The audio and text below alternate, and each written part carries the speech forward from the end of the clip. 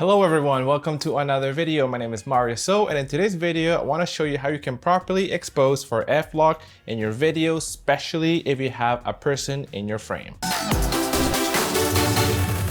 So a general rule for exposing f-log or any log footage in particular is to overexpose or expose to the right. And depending on the camera or brand that you're using, that would mean exposing your footage either 1 or 2 stops over to the right on your meter on your camera. So this usually gives you a properly exposed image that you're able to later adjust and color correct in post. But there is a problem with this when you only rely on your camera's meter to overexpose your log footage. What your meter does is gathering information from your entire frame. So if you have a person in your frame in a very bright sunny day, or you have a lot of clouds in the background of the subject that are very bright, then your meter might feel that it's a well-balanced frame and will tell you that it's properly exposed. Sometimes even if you have that image properly exposed, you might not be exposing correctly for your subject. And most of the time, if you have a subject in your frame, the most important thing in your frame is going to be that subject or that person. So your subject can end up being underexposed by a little bit or overexposed. And it'll be very difficult to salvage that clip later in post. So even though in this video, I'll be using footage from the GFX 100S,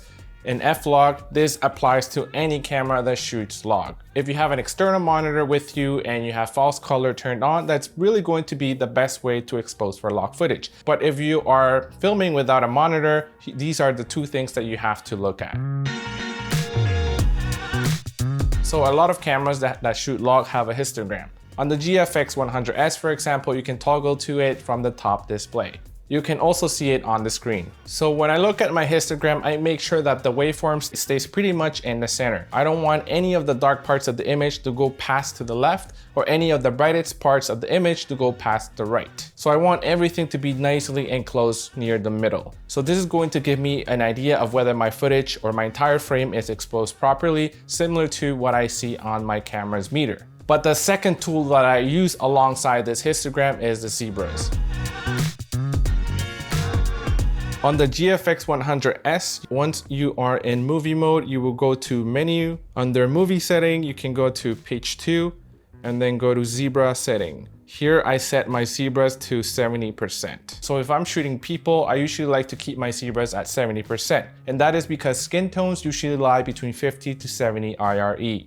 And setting your zebras to 70% equals roughly 58 to 77 IRE. This is going to give you a very good indication that your subject's skin tones are going to be properly exposed. So once your zebras are set to 70% and you're exposing for your person or your subject, I usually like the zebras to appear ever so slightly on my subject. Once zebras start to appear on my subject, that means that my subject is properly exposed. If you don't see any zebras on the subject's skin, that means that that subject is probably a little bit underexposed or very underexposed, and you need to expose for the subject till you get those zebras on the subject's skin. But with log footage, it's always best to experiment this in different scenarios, in different lighting situations, so that you can get comfortable with shooting log footage in your own camera.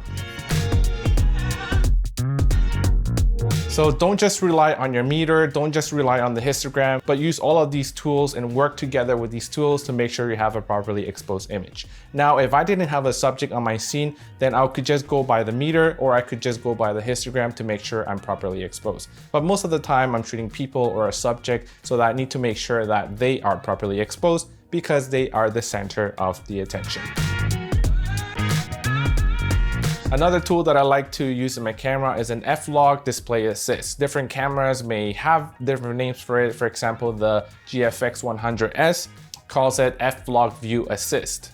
And you can access that by going to your menus and then going to your setup and then going to screen setup, then going to page 2 and turn on f-log view assist. On cameras like the Sony a7 III or Sony a7S III, you have to toggle in and use the gamma display assist. On my a7 III, I have it mapped out to one of the custom buttons. If you want more info about this feature on the Sony a7 III specifically, you can check out this video here where I go over a lot of detail on how to use this feature. By using that function in your camera, the shooting might be a little bit more pleasing because you're not going to be stuck with just seeing gray footage. Once you have your footage captured, all you need to do is to bring it into your editing software. If you're shooting f-log, Fujifilm has a lot of official conversion LUTs for your log footage. You'll be able to use the specific LUT according to your camera to convert your f-log footage to Rec. 709 or to Fuji's Eterna look. So I hope you enjoyed today's video and you learned something new. Make sure you hit that subscribe button and hit the like button if you haven't already. Your support, as always, is greatly appreciated. And here are a couple of videos that you could probably watch next. And that is all for today, guys. Until next time.